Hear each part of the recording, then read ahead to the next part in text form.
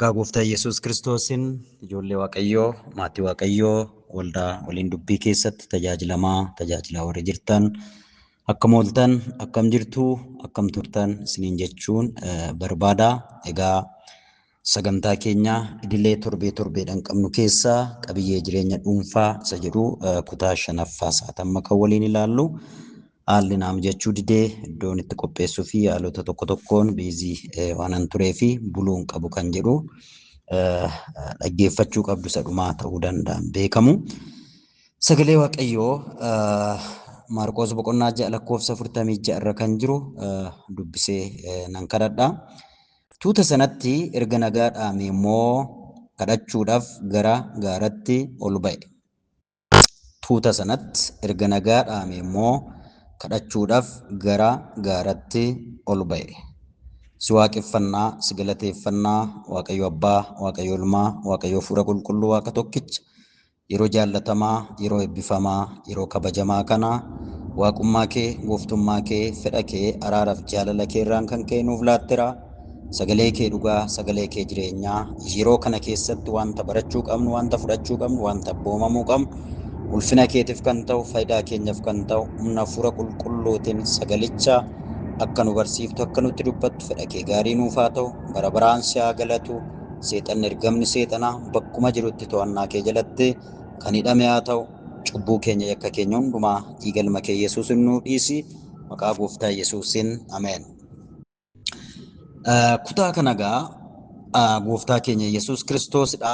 Maarqos boqonnaa 6 lakkoofsa 46 irratti tuuta sanatti erga nagaa dhaame immoo kadhachuudhaaf gara gaaratti ol ba'ee kan jirudha.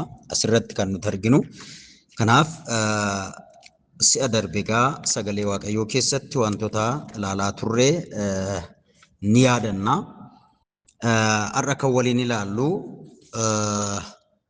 qabiyyee jireenya dhuunfaa kutaa 5ffaa isaati. Gorsa yeroo Gooftaa waliin dabarsinu nu gargaaran isa jedhudha kan waliin ilaallu. Si'a darbe egaa akkuma ilaallee qabxiiwwan gurguddoo 6 ilaallee turre. Mata duree kana jalatti wantoota baay'ee dubbannee turre. Tokkoffaa irratti dhuunfaadhaan yeroo Waaqayyoo waliin qabaachuu kan jedhu ilaallee turre. Kutaa 2ffaa isaa yeroodhaan yeroo Waaqayyoo waliin qabnu qabaachuun maaliif barbaachisaa isa jedhu ilaallee. Kutaa 3ffaa isaa jalatti karaalee yeroo Waaqayyoo waliin qabaannu guddisan yookaan yeroo Waaqayyo wajjin dabarsinu nuuf guddisan maalidha kan jedhu ilaalle. Kutaa 4ffaa jalatti bu'aawwan yeroo Waaqayyo waliin qabaachuun nu gargaaran bu'aansaa maali Waaqayyo wajjin yeroo dabarsinuudha. Kutaa 5ffaa torbee darbe ilaalle immoo maal kan jedhudha. Gufuuwwan yeroo Waaqayyo waliin dabarsinu nu mudatan yookaan gufuuwwan guddinaa isa jedhu ilaallee turre akka yaada ijootti jechuudha. Inni 6ffaan har'a waliin ilaallu qabxii 6ffaadha garuu kutaa 5ffaadha jechuudha. Kutaa 5ffaadha jechuudha. Gorsa yeroo Waaqayyoo waliin dabarsinu nu gargaaran akka ta'utti itti fayyadamu yookaan itti dhimma ba'uu kan jedhudha kan nuti ilaallu. Si'a darbe egaa gufuuwwan guddinaa kan jedhu qabxii 4ffaa yookaan kutaa 4ffaa jalatti kan ilaalle cubbuu akka ta'edha. 1ffaa irratti ilaalle dhibaa'ummaa fi yeroo qisaasessuu 2ffaa irratti ilaalle hir'ina beekumsa kitaaba qulqulluu dhabuu yookaan hanqina kitaaba qulqulluu hubachuu yookaan beekuu dhabuu jenne 3ffaa irratti. 4ffaa irratti immoo maalidha? Of jajuu yookaan waan hin qabne akka waan qabnutti, waan hin jirre akka waan jirutti taasisuudha. 5ffaa irratti immoo dagachuu yookaan dagannaadhaan to'atamuu, irraanfachuu, jireenya dagachuu yookaan daagii keessa jiraachuu akka ta'edha. 6ffaa irratti ilaalcha dogoggoraa kadhata irratti qabnu tokko ilaalle. 7ffaa irratti ammayyummaa fi xiyyeeffannaa dhaloota amma jal'ate bara kana keessa bara si'anaa kana keessa jechuudha ammayyummaa akkasuma xiyyeeffannaa dhaloota amma jallatee jiru jireenya jallaa keessa kan jiru jechuudha. Saddeettaffaa irratti yeroo bashannanaa fi yeroo bohaarsuu yookaan of bohaarsuu kan jedhu sanatti yeroo mancaasuu yeroo qisaasessuu kan jedhudha. Saglaffaa irratti immoo kan nuti waliin ilaalle maalidha? Sagalee Waaqayyoo irratti hirkachuudhaan jechuudha. Akkaataa fi amantii yookaan shakkuu mamuu amantii dhabuu amanamuu dhiisuu shakkuu jechuudha. Kurnaffaa irratti of tuulummaa yookaan of tuttuuluu ofittummaa. 11ffaa irratti jireenya keenya keessatti dadhabaa namni yoo ta'e waldaa kiristaanaa keessatti immoo maalidha? Waldaan kiristaanaa yookaan maatiin waaqeffannaa fi kadhata dadhabuu maatii kiristaanaa yookaan dadhabbii bara kana keessatti waldaa kiristaanaa keessatti waaqeffannaa maatii irratti waldaa kiristaanaa irratti hir'ina argisiisaa tura. 12ffaan maalummaa waaqeffannaa kadhannaa seera isaa akka ta'utti osoo hin hubatin kadhachuu waaqeffachuu kan jedhudha. Seera qaba waaqeffannaan kitaaba qulqulluu keessatti Waaqayyo seera kaa'eera. Dambii Waaqayyo kaa'e qajeelfama seerrata Waaqayyo kaa'e kana akka ta'utti hubachuu dadhabudha. Asirratti kan dhaabne si'a darbe. Kana jechuun maal jechuudha? 12 jalatti qabxiiwwan ijoo ilaalamuu qabantu jiru. Fakkeenya maalummaa waaqeffannaa, maalummaa kadhannaa, maalummaa sagalee Waaqayyoo, seerrata Waaqayyoo irraa akkamitti jiraachuu otoo qabnu garuu isa kana osoo hin beekin, osoo hin hubatin kadhachuu, waaqeffachuun sagalee Waaqayyoo akka barbaanne gochuu inni jedhu kun maalidha? Yoo jenne gufuuwwan guddinaa keessatti jechuudha 12 jalatti jechuudha. Qabxiin inni tokko maalidha yookaan yaadni inni ijoo inni tokko maalidha? Yeroo waaqeffannaa fi kadhataa waliin itti dabarsinu sana namoota sagantaa akeekaniif, namoota yeroo sana tajaajilan sana, mata duree kadhannaa sana namoonni sagantaa akeekan ibsatti laachuu, mata duree irratti kadhachuu caala ibsatti laachuu. Ibsa mata duree sana irratti ibsa tarreessuu jechuudha. Mata dureen kenname kadhataa jira, uummanni kadhachiisaa jirra yookaan dura bu'aa jirra. Ibsa baay'isuu jechuudha. Mata duricha irratti kadhachuu dhiifnee ibsa mata duree sana babal'isuu yookaan haasaa dheeressuu jechootatti fayyadamnee qaamni tokko qofti kana raawwachuudha. Inni kan biraa maalidha? Yeroon kadhannaa yeroo faarfannaatiin fudhatamuusaa yookaan jijjiiramuusaa. Yeroo kadhannaa yeroo waaqeffannaa ta'ee faarfannaa qofaan daqiiqaa baay'ee sa'aatii baay'ee dabarsu. Faarfannaan iddoo mataasaa qaba. Sa'aatii mataasaa qaba, qixa mataasaatii qaba. Garuu yeroo soomaaf kadhataa yookaan yeroo waaqeffannaati jedhamee isaan kaan hundumaa irraa hir'atee yeroon waaqeffannaa yeroon kadhannaa sun keessattuu maal? Yeroo faarfannaatti jijjiiramu, yeroo faarutti jijjiiramu jechuudha. Kun tokko tokkoon otoo ilaalamee wanta baay'ee kaasuu dandeenya. Yeroo keenyarraa kan ka'edha. Maqaa Waaqayyoo bara baraan kan eebbifame haa ta'u. Inni kan biraa maalidha? Mata duree kadhataa irratti kadhachuu caalatti mata duree wanum sana maal gochuudha? Ibsatti laannee akkuma ammaarootti jedhamu jechuudha.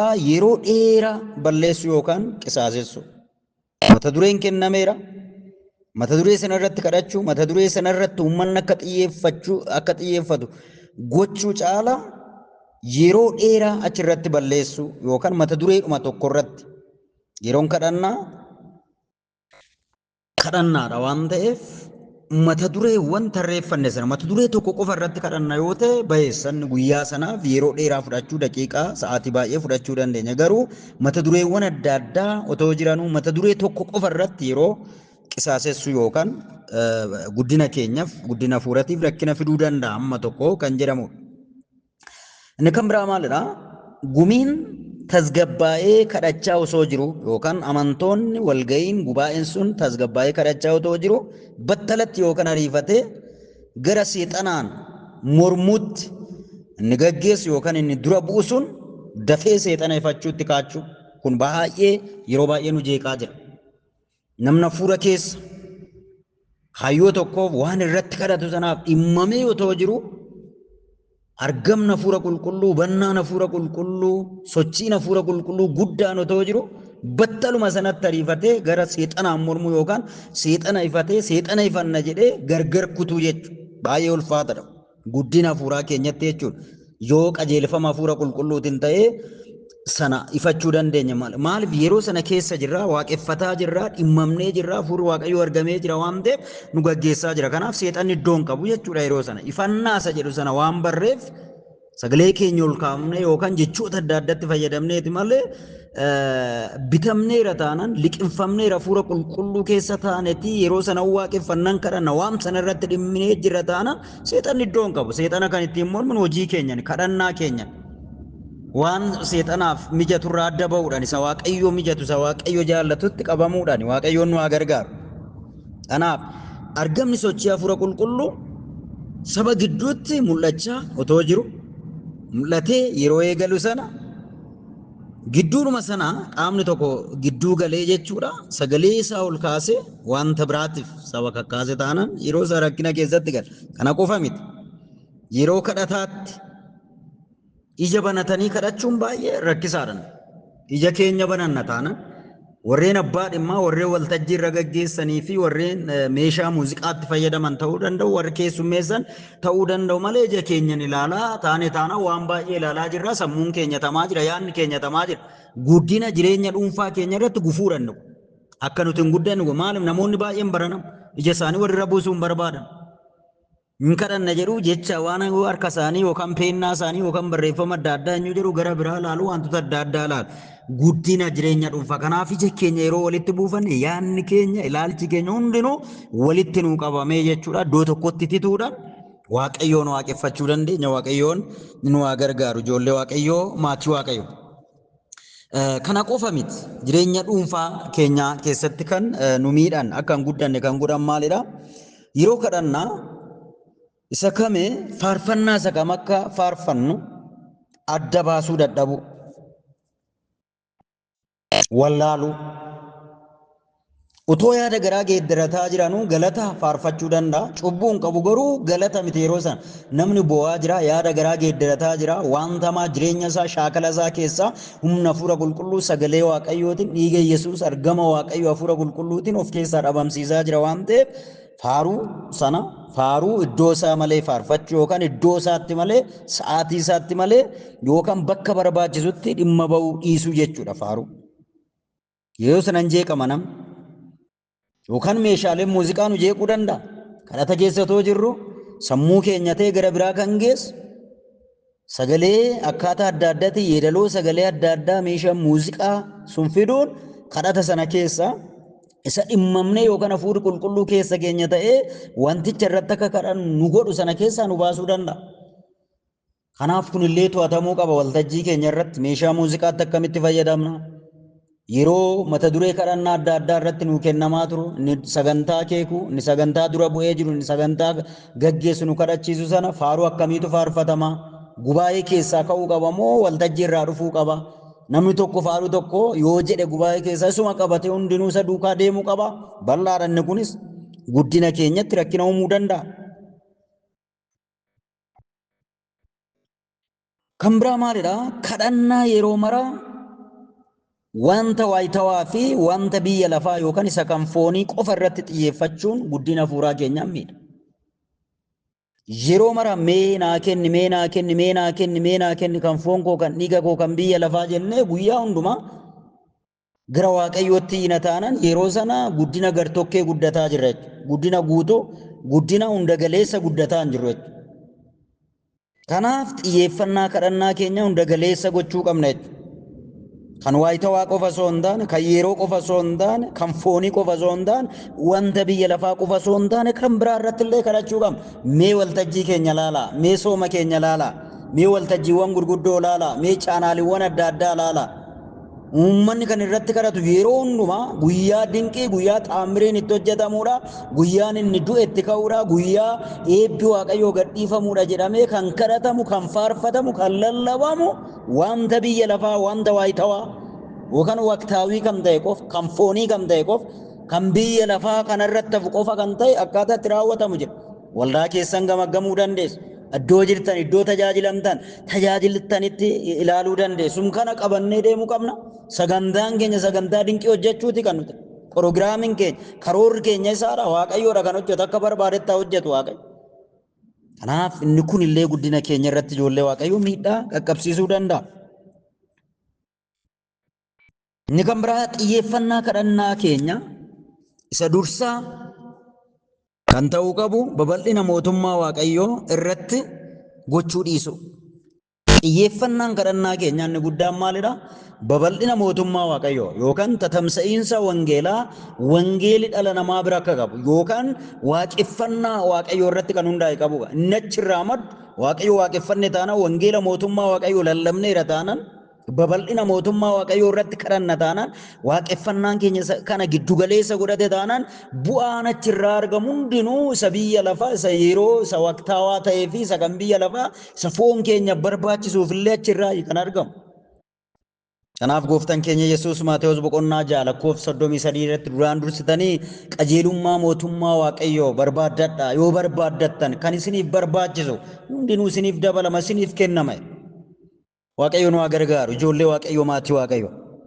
Kanaaf kadhannaan keenya isa kan waan nu jala darbe fakkaachuu danda'a. Isa kan Waaqayyo, isa mootummaa Waaqayyo, isa kan hafuura hawaasa Waaqayyo yeroo hundumaa barbaadu irratti xiyyeeffannaan isa kaanis kadhataa jirra jechuudha. Inni kaan achi jalatti hammatama waan ta'eef, sana jalatti hiriira waan ta'eef, Waaqayyoo fi sagalee Waaqayyootiif iddoo guddaa laannira taanaan yeroo sana Waaqayyo wanta guddaa hojjetaa. Maqaan Yesuus kan eebbifame haa ta'u. Inni kan biraa maalidha? Waaqeffannaa isa kanarratti jala sararuu qabna. Tarii mata duree biraatii yeroo biraatti deebi'uu dandeenya. Waaqeffannaa udhaalee sanyummaa, qooqa, aadaa, amantaa fi siyaasaa keessa galchuu yookaan kiyyeessuu. Waaqeffannaan keenya hudhaa siyaasaa keessa gale taanaan, hudhaa sanyummaa keessa gale taanaan, hudhaa qooqa yookaan afaanii keessa gale taanaan, hudhaa aadaa yookaan bartee adda addaa keessa galeera taanaan, amantaa adda addaa keessa galeera taanaan, siyaasa adda addaa keessa galeera taanaan baay'ee of eeggachuu qabna. Keessattuu warri miidiyaa adda addaa irratti fayyadamaa jiru. Tiiktookii adda addaa irratti fayyadamaa kan jiru. Facebook irratti fayyadamaa kan jiru. Hawaasatti akka nuuf beekamu gochaa kan jirru, faaruun nuti filannu, waaqeffannaan nuti dhiyeessaa jirru, kadhannaan nuti dhiyeessaa jirru, barsiifti nuti dhiyeessaa jirru, lallabna achirratti yookaan dinqii ta'ammirii kan jedhamu yookaan Waaqayyo hafuura qulqulluu dubbate jennee kan nuti dhiyeessaa jirru suni hudhaalee kanaan hudhameera taanaan, kiyyoo kana keessa galeera taanaan Waaqayyo biratti fudhatama qaba jechuun hin danda'amu. Kijibanne. Maal qabaa jechaa jira. Aadaan rakkina hin qabu. Aadaa keessatti wangeelli, waaqeffannaan, kadhannaan, afaan keessatti kadhannaan ni danda'ama, waaqeffachuun danda'ama. Siyaasa keessattuu akkamitti kan jiru, sanyummaa keessattuu akkamitti kan jiru. Yeedaloon keenya illee maal fakkaataa jira? Sochiin qaama keenyaa maal fakkaataa jira? Uffannaan keenya qaama nanaa, waltajjiin keenya illee maal fakkaataa jira? Jechoonni nuti itti fayyadamnu maal fakkaataa jira? Hudhaalee kana waldaan kiristaanaa bara kamiyyuu kiyyaa jira. Waaqeffannaan Waaqayyo nuti waaqeffannu isaan kana gararraa hin ta'an taanaan, isaan kana hin caallu taanaan, isaan kun hundinuu warra matarreessine kun hundinuu biyya lafaati. Mootummaa Waaqayyoon wajjin hin dhaqu. Kanaaf of eeggachuun baay'ee barbaachisaa. Siyaasni mata duree mataasaa qaba, kaayyoo mataasaa qaba, iddoo ijoo mataasaa qaba, qooqnis akkasuma yookaan afaani, aadaan akkasuma, sanyummaa kan jedhu yookaan isaan kan hundumaa beekuun baay'ee barbaachisaadha, hubachuun baay'ee barbaachisaadha. Maaliif yoo jettan waan argaa dhagaa jiru waggoota muraasan dura kan hin turre umuriidhum keenyatti umurii mana waaqatti dhufne keessatti wanti biyya lafaatti duraan argaa turre dhagaa turre hojjetaa turre weellisti yookaan sirbi dhiichifti kan jedhame walaloo yeedaloon illee otoo hin jijjiiramneessa dhufaa jira gara faaruu maqaa faaruutiin garana dhufaa jira. Miira keenya ittiin ol kakaasaa jira. Fedhii keenya ittiin guuttataa jira. Hafuura qulqulluu nutti fakkaata garuu maal rakkina qaba akkasii jechaa jira. Torbeessa gaseera sakan. Waan ta'e beeksifachuudhaaf milkaa'ina keenya beeksifachuudhaaf mana keenya beeksifachuu konkolaataa keenya uffannaa keenya sochii keenya aadaa keenya afaan keenya siyaasa keenya qomoo keenya sanyii keenya beeksifachuudhaaf ta'e taanaan waaqeffannaan sun yookaan kadhannaan sun kaayyoo dogoggoreera jechuudha. Waaqayyoon kana jalaa nu haa baraaru. Ijoollee Waaqayyoo maatii Waaqayyoo.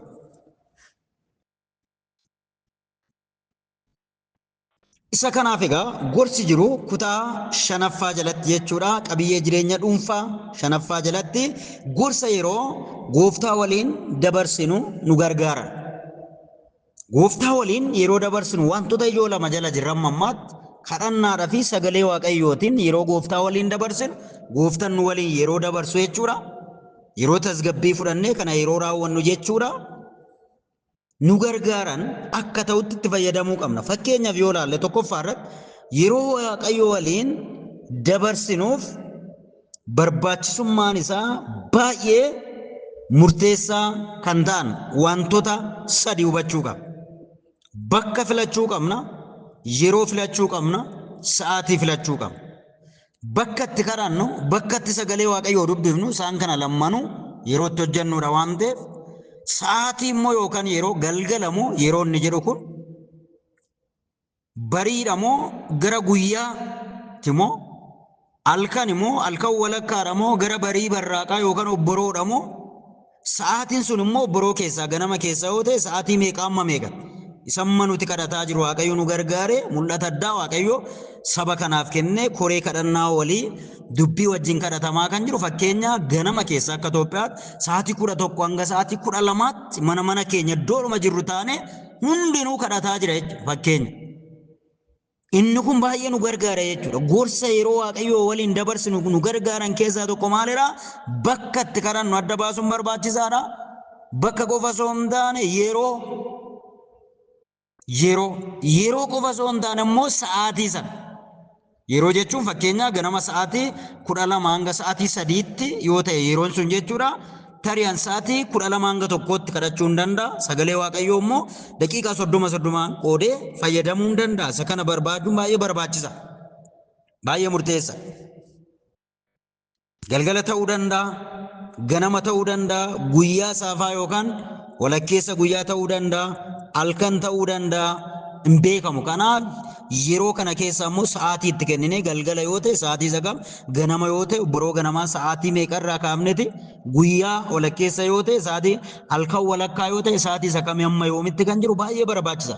Kanaaf jalqaba kan dubbifan Maarqos boqonnaa 1 lakkoofsa 35 irratti kan dubbatame sanaa fi Maarqos boqonnaa 46 irra kan jiru sanaa yoo ilaalle gooftaan keenya Yesuus Kiristoos yeroo qoofni bakka qoofni gaara irratti yookaan tulluu irratti kadhachuudhaaf abbaa isaa wajjin dubbachuudhaaf ol ba'e sagalee Waaqayyo. Ijoollee Waaqayyo maatii Waaqayyo. Qulqulloonni kakuu moofa Nohifaa yoo ilaalle seera uumamaa boqonnaa 8 lakkoofsa 20 irratti Abrahaam faa seera uumamaa boqonnaa 12 lakkoofsa 7 Yaaqoob faa seera uumamaa boqonnaa 33 lakkoofsa 20 boqonnaa 35 lakkoofsa 1 irratti yoo ilaalle iddoo aarsaa ijaaran turan. Iddoo Waaqayyotti waaqeffatan. Iddoo Waaqayyoof adda baasanii yeroo Waaqayyoof adda baasanii wanta Waaqayyoof dhiyaatu Waaqayyoof adda baasanii turan. Nus Waaqayyoon nu haa gargaaru. Kanaaf bakka inni jedhu kun baay'ee murteessa. Yeroo inni jedhu kun baay'ee murteessa. Sa'aatii inni jedhu kun baay'ee murteessa.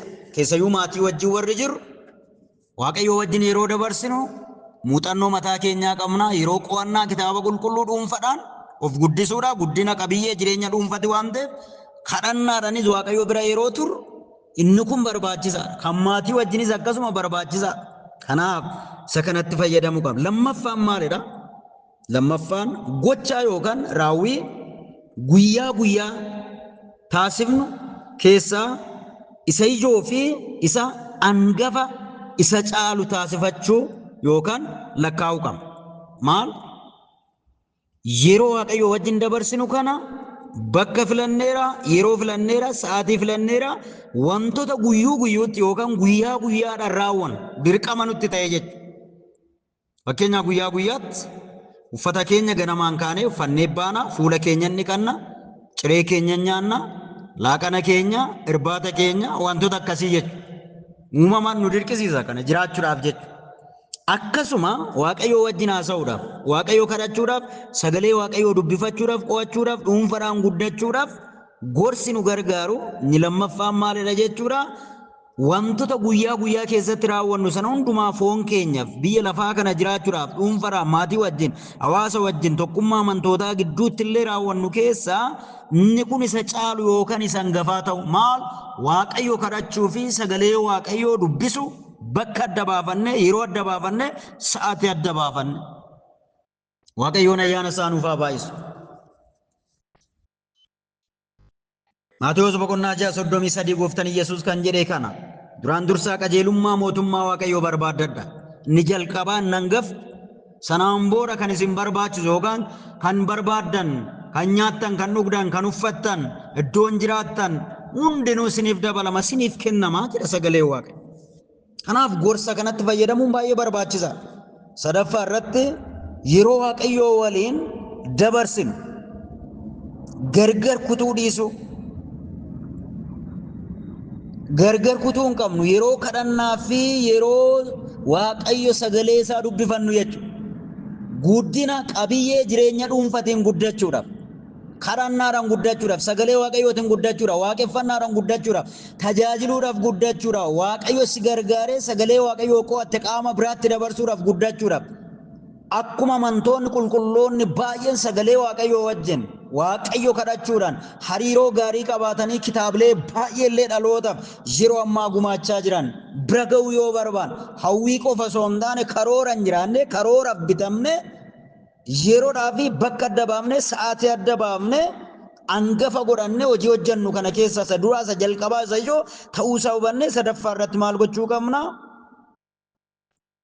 Gargar kutuu hin qabu. Akka gargar kun wantoota baay'ee nu dhowwu hundi keenya muuxannoo qabna. Hundaafuu ifa ta'ama. Akkanaan hin kadhanne maaltu na dhowwaa jira? Erga lammaffaa dhaladhee jalqabee muuxannoo baay'een qaba. Akkan sagalee Waaqayyoo hin qo'anne dhuunfaan akkan hin beekne wantoonni nu daangessa wantoota baay'eetu jiru. Isa tarreessuudhaaf yeroo hin qabu. Kanaaf amma danda'ametti maal gochuu hin qabnu? Gargar kutuu hin qabnu. Wangeela Luqaas boqonnaa 2:36-38 yoo ilaaltan seenaa dubartittii Haannaa jedhamtu raajittii tokko raajii kakuu mootaa keessaa ceetee tokko ilaalla. Wantoota gurguddoo hedduu hojjette. Walirraan kuttuu hin kadhatti turte. Walirraan kuttuu hin soomti turte. Utoo gargar hin kutin immoo maal gooti? Namootas hin tajaajilti, hojii gooftaan hojjetti turte. Akkasuma immoo osoo walirraan kutin mana qulqullummaatti halkanii fi guyyaa argamte. Nus Waaqayyo nu haa gargaaru, ijoollee Waaqayyo, maatii Waaqayyo. Wangeela Luqaas boqonnaa 2:36-38 irratti akkas jedha. Nan dubbisa, baay'ee namatti tola. Kutaan kun yeroo baay'ee ittan gammada kutaa kana sagalee Waaqayyo waan ta'eef akkas jedha. Raajittiin Haannaa jedhamtu tokko intala Faanu'eel gosa Aseer keessaa turte. Isheen lafa guurtetti yookaan dulloomtetti jechuudha. Durbummaa ishee booddee waggaa 7 duwwaa abbaa manaa ishee wajjin jiraatte. Abbaan manaa ishee irraa duunaan amma yeroo barri ishee waggaa 84 guute sanatti haadha hiyyeessaa taatee jiraatte. Yeroo kanatti sirriitti hubadhaa, soomaa yeroo keessatti sa'aatii keessatti halkanii fi guyyaa kadhachaa sirriitti hubadhaa, halkanis guyyaas. Mana qulqullummaa keessaa otoo hin dhabamin iddoo adda baafatte waan ta'e Waaqayyoof sagada waaqeffannaadha. In hojjetti yookaan in tajaajilti turte. Lakkoofsa 38 yeroo kanatti dhaattee Waaqayyoon galateeffachaa galatas qabdi waan ta'eef warra furii Yerusaalem eeggatan hundumaatti waa'ee mucichaa dubbatte. Mucicha isa kam? Waa'ee Yesuus Kiristoos furii warra eeggatan. Furee keenya jedhanii kan eeggatan masiicha jiraataa sanaa dubbatte. Harkina baay'ee qabdi, hanqina baay'ee qabdi. Abbaan warraa ishee irraa du'eera. Dhala hin qabdu, gadamoo jira yookaan dulloomtetti, lafa guurtetti, gargaarsa gaafata. Ishii nama gargaaru, ishiidhaaf nama tumsu. Garuu sana hundumaa hir'ina too qabdu, humna hin qabdu waan ta'eef. Hiyyummaa baay'ee qabda akka biyya lafaatti waan ta'eef garuu yeroo hundumaa mana waaqayyooti otoo hin dhabamin yeroo hundumaa kadhachaa, yeroo hundumaa soomaa, yeroo hundumaa galateeffachaa, yeroo hundumaa waaqayyo fuulduratti dhiyaattee wanta hafuurri waaqayyo itti mul'ise dubbataa, waaqayyoof hojjetaa, saba waaqayyoos tajaajilaa akka turte dubbata.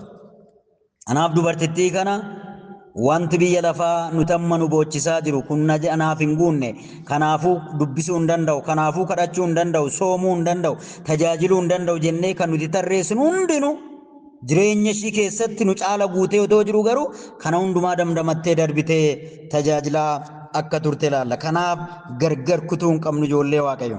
Tasalonqeessa duraa boqonnaa 5 lakkoofsa 17 fi 18 irratti osoo walirraa hin kutin kadhadhaa.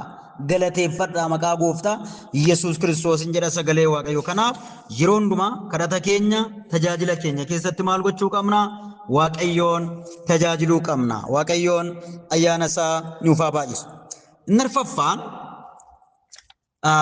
gorsi nuti fudhachuu qabnu yeroo Waaqayyoo wajjin dabarsinu gorsoota nu gargaaran keessa akka ta'utti fayyadamuu kan nuti qabnu maalidha? Yeroo sagalee Waaqayyoo fi kadhataaf aarsaa goonu wal madaalchisuu qabna amma danda'ametti. Sagalee Waaqayyoo yeroo dubbifannu aarsaa gochaa jirra. Yeroo sanas aarsaa gochaa jirra.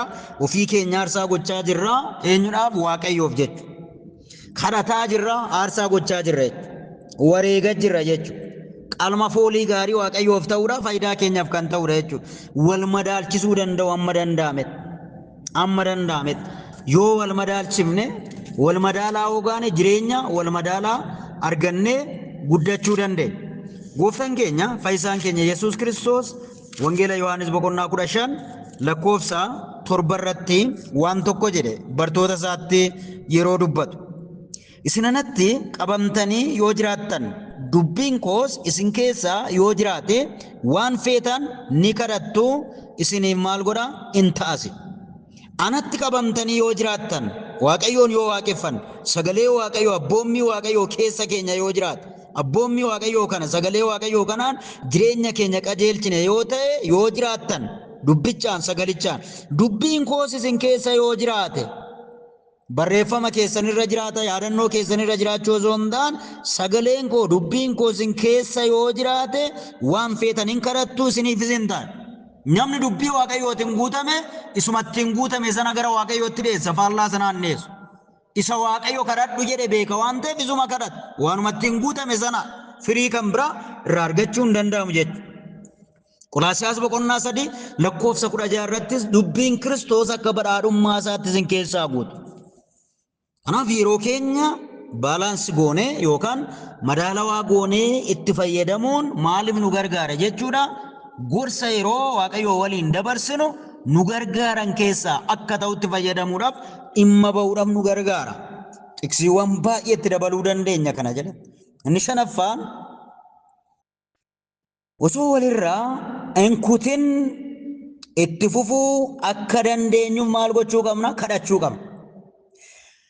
Qabiyyee jireenya dhuunfaa kana keessatti egaa qabiyyee jireenya dhuunfaa kana keessatti jechuudha gorsa yeroo gooftaa waliin dabarsinu kana jechuun yeroo kadhannuu fi yeroo sagalee Waaqayyoo qayyabannu qo'annuu kana jechuudha. Kadhannaa keenya yeroo hundumaa akka taasifnuu fi qo'annaa keenya dubbisa kitaaba qulqulluu akka raawwannuuf akka gargar nu jalaan cinneef mata duree godhannee sun kanarratti illee maal gochuu qabna? Kadhachuu qabna. Waqtaawii akka hin taane yeroo muraasa qofaaf akka hin taane Waaqayyo nu haa gargaaru.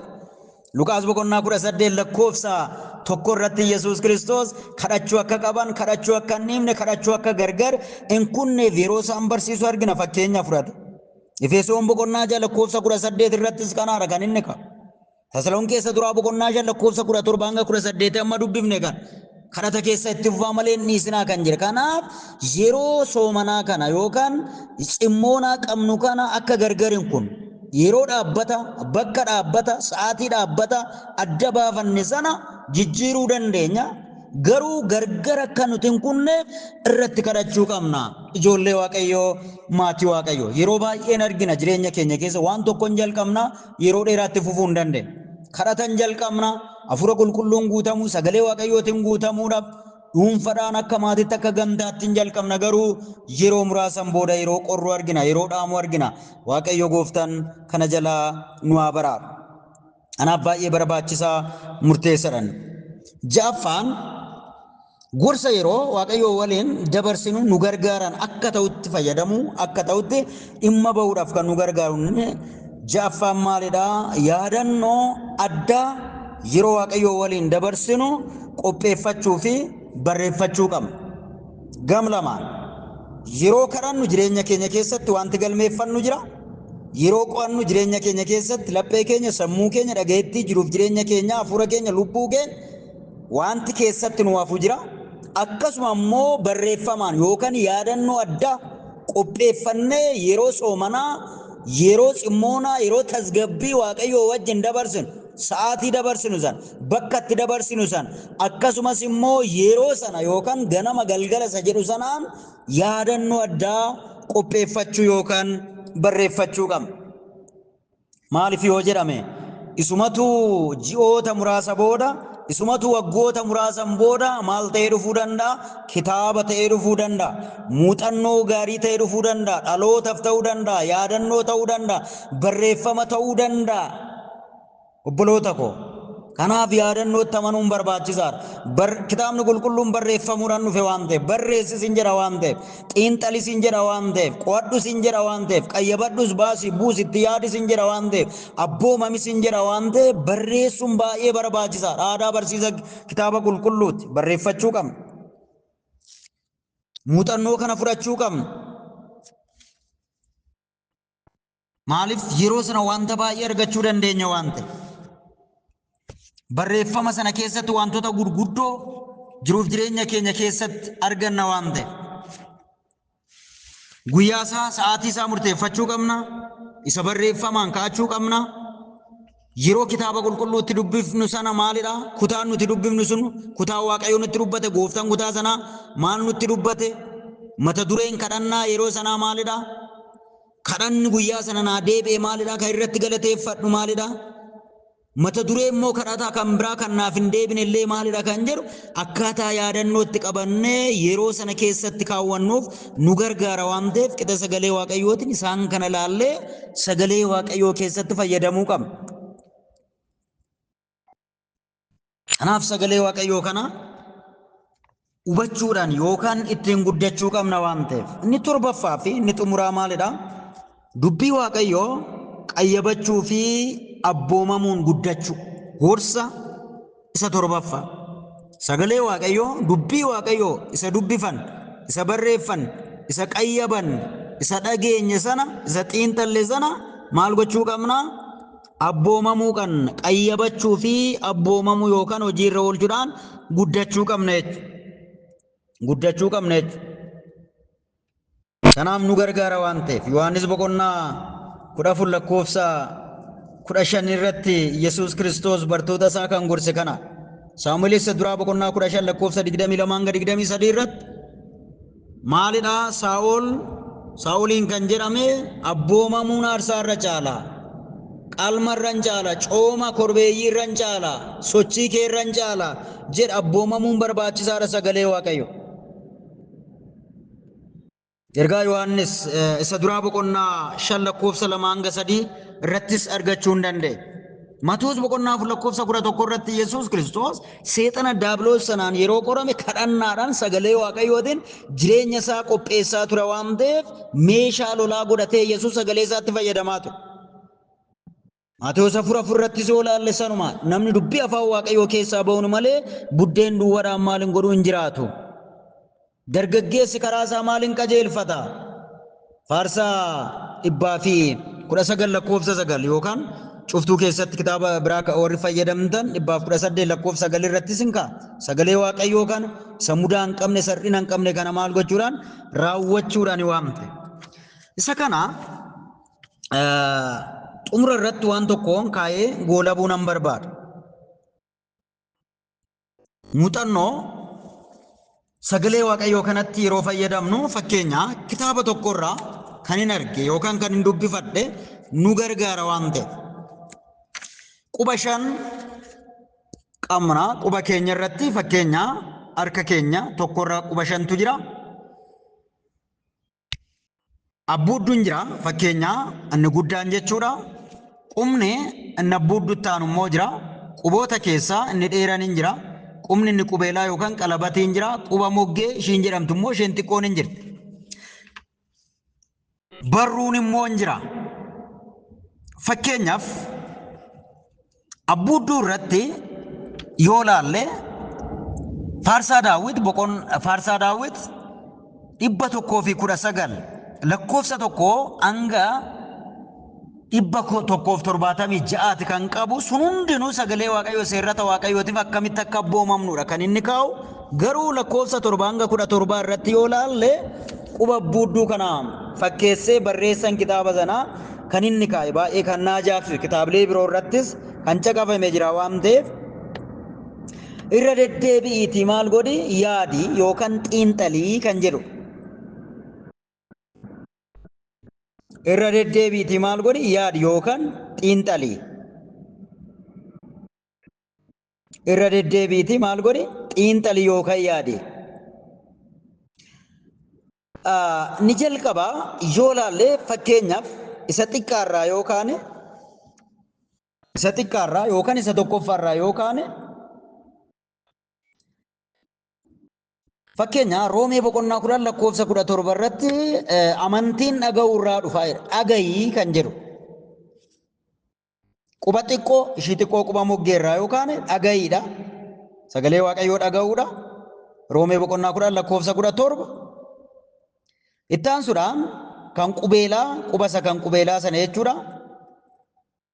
Dubbisii kan jedhu lammaffaa irratti. Hojii ergamoota boqonnaa 8 lakkoofsa 28 akkasuma Ximootewoos duraa boqonnaa 4 lakkoofsa 13 mul'ata Yohaannis boqonnaa 1 lakkoofsa 3 dubbisi. Dubbii dhagayiidha jalqaba irratti. Quba sattaan immoo isa kan qubeelaa yookaan amartii qubaatti keewwannu sana qubeetti keewwannu sana hin dubbifna. Itti aansuudhaan immoo quba isa dheeraa yookaan quba keenya keessaa inni dheeratu jira. Hojii ergamootaa boqonnaa 17 lakkoofsa 11 qoradhu yookaan sakatta yookaan xiinxaliitii ilaali kutaa sana. Warri Beeriyaa keessatti waanta ta'edha kutaa sana keessatti yoo ilaali. Akkaataa achi keessatti mul'ateen kitaabicha keessa yoo ilaali.